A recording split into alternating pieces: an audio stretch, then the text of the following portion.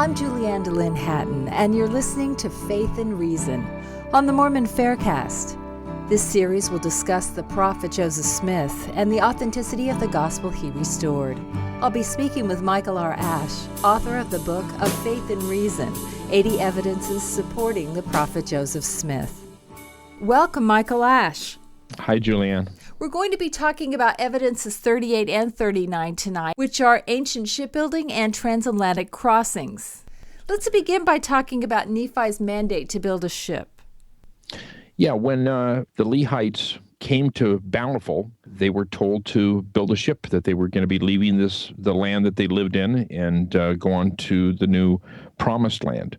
So the Lord instructed Nephi in building a ship, and it's very unlikely that he had ever done anything before, but fortunately he had the Lord as his guide, and he had to construct something to get his entire family and the people that had joined them across the ocean.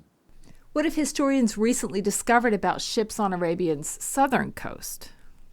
Well, they know now that in the area of Oman, which is in the area of Bountiful, pretty much where Lehites would have been, that already long before the Lehites would have arrived there, that there was shipbuilding going on. And in this area especially, they were at basically the forefront of building these ships that had sailed to Africa, India, and China.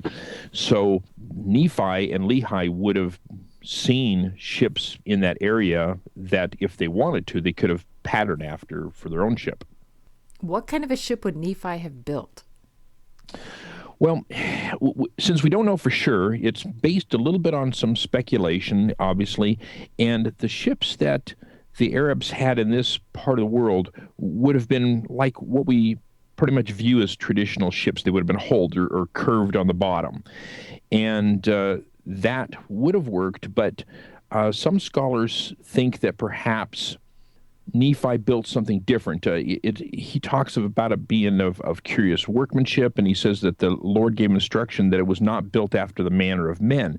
So it sounds like from the scriptures that he built something different.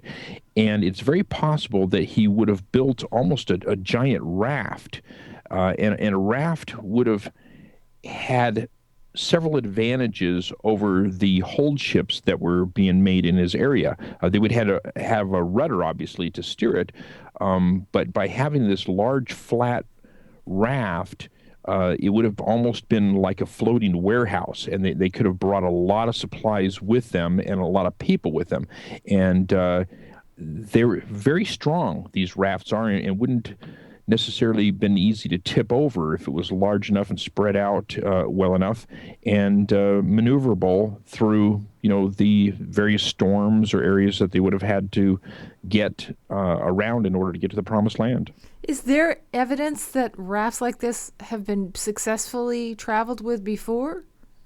Yeah, years ago, there was a gentleman by the name of Thor Heyerdahl, and this is back in the 1960s, and he was a non-Mormon explorer, and he attempted to show that the Atlantic Ocean had been crossed by raft. He believed in dispersion of people that wouldn't have come to the New World, not just by Bering Strait, but by the sea.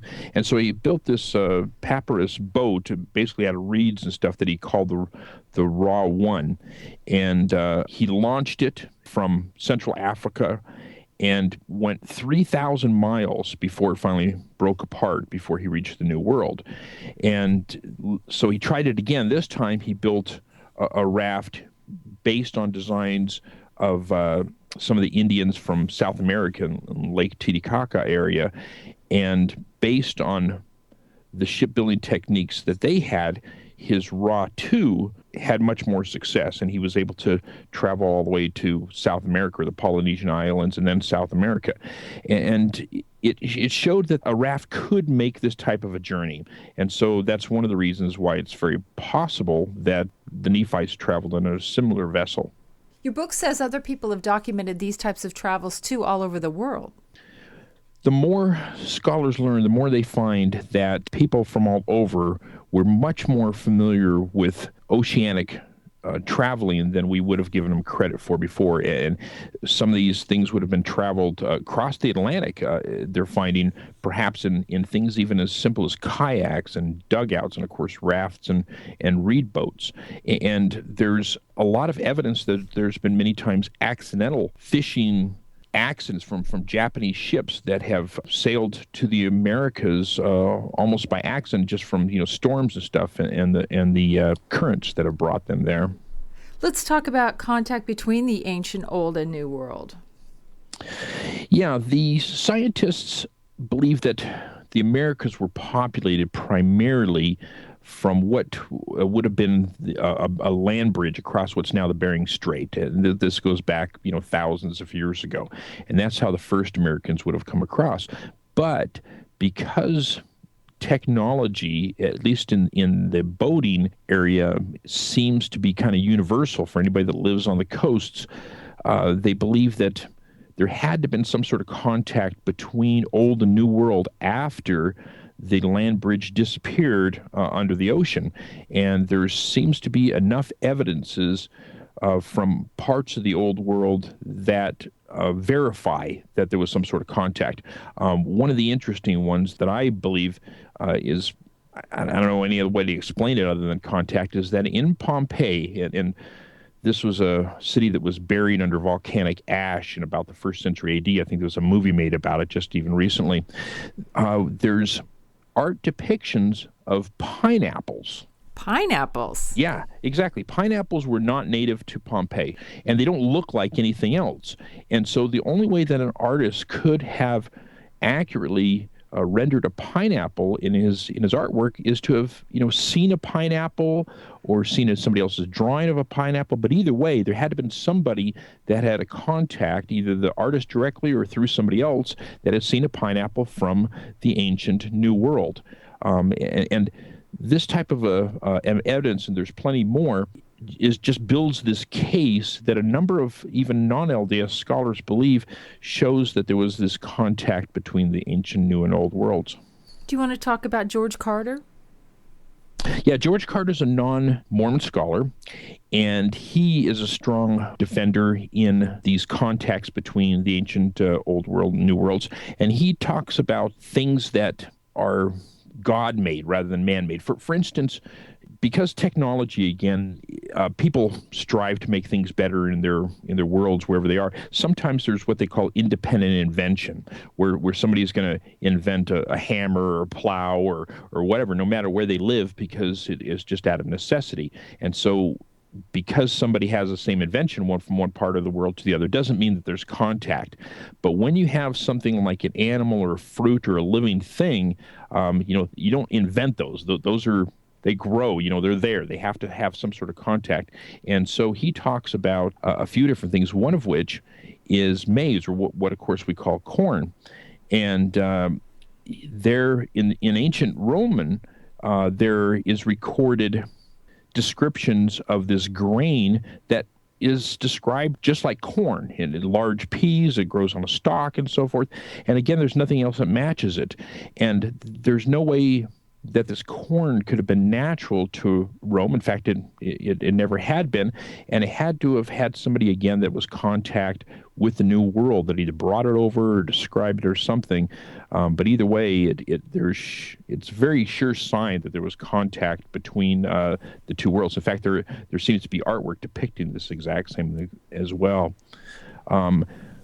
Carter also talks about things like the sweet potato, chicken, peanut, and he mentions several things in his writings that are all biological in nature, that have shown up somehow from one side of the ocean to the other in ancient times and are not native to one side or the other. And so, again, it suggests very strongly that there was contact of some sort. Let's talk about chickens and cotton. Scholars, for the most part, have believed that chickens were brought over by Columbus. And then with DNA studies, that some scholars have disputed this. They're saying, that the races of chickens that are here in the Americas are different than what the Spanish would have brought alone. And they suggest Asiatic introductions. And down in Chile, there were some ancient chicken bones found recently. There was several non-LDS articles written about this in the newspaper and some magazines, and the DNA studies of these chicken bones found a rare mutation that could only have come from chickens from the Polynesian islands. So it shows that there was a contact from the Polynesian islands, which are a long ways away, to the Americas. Mm-hmm. And so, yeah, it shows there had to have been people coming from one direction or the other that made this contact by boat. That's the only way that it could have happened. Same thing that goes on with cotton. According to some botanists, they say that the ancient Andean cotton, which is, New World, is a hybrid of wild American cotton and domesticated Old World cotton. In fact, very similar to what we find in Egypt. Now, cotton is not going to float all the way across the ocean.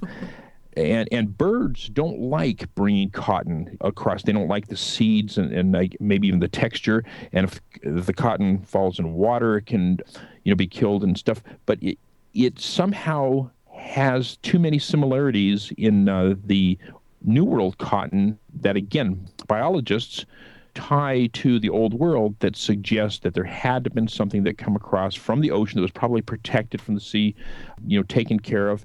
And, the growing list of these type of biological connections is expanding regularly to the point where more and more scholars, there's even been full conferences on this type of a thing in non-Mormon circles that suggest that not that the entire New World was populated by people from outside by boat, but that small incursions at the very least would have come by boat from the Old World to the New World. And of course, that's exactly what we read happened with the Nephites. Thank you, Michael Ash. Thank you, Julianne. Thanks for listening to Faith and Reason on the Mormon Faircast. I'm your host, Julianne DeLynn Hatton, inviting you to keep the faith. Michael R. Ash is the author of the book Shaken Faith Syndrome, Strengthening One's Testimony in the Face of Criticism and Doubt, as well as the book of Faith and Reason, 80 Evidences Supporting the Prophet Joseph Smith. Faith and Reason is produced by Tom Hatton with music courtesy of Arthur Hatton.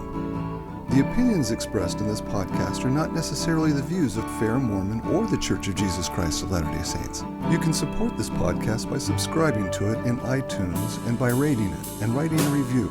Questions or comments can be sent to podcast@fairmormon.org, or you may join the conversation at fairblog.org.